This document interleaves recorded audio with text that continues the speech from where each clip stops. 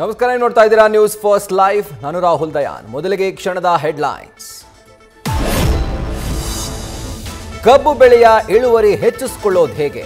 ಬೆಳೆಗಾರರಿಗಾಗಿ ಬೆಳಗಾವಿಯಲ್ಲಿ ಕೃಷಿ ದೇವೋಭವ ವಿಚಾರ ಸಂಕಿರಣ. ನ್ಯೂಸ್ ಫಸ್ಟ್ ನಿಂದ ರಾಜ್ಯದಲ್ಲೇ ಪ್ರಪ್ರಥಮ ಬಾರಿಗೆ ಕಾರ್ಯಕ್ರಮ.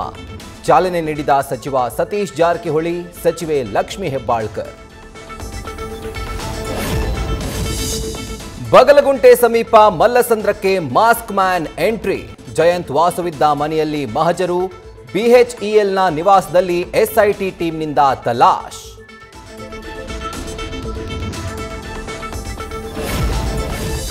ಚಿನ್ನಯ್ಯ ಅಲಿಯಾಸ್ ಚೆನ್ನನಿಗೆ ರಕ್ಷಣೆಯನ್ನ ಒದಗಿಸಿ.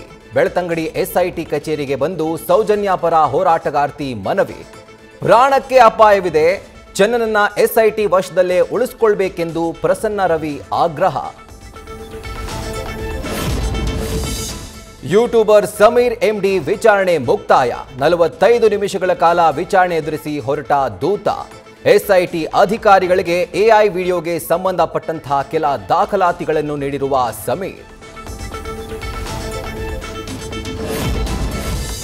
ಚಿನ್ನಯ್ಯ, ತಿಮರೋಡಿ, ಸಮೀರ್, ಸುಜಾತಾ ಭಟ್.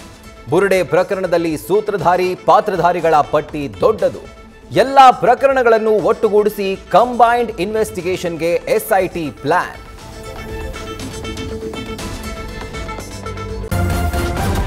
ನ್ಯೂಸ್ ಫಸ್ಟ್, ನಿರ್ಭೀತಿಯಿಂದ ನಿಮ್ಮ ಪರವಾಗಿ.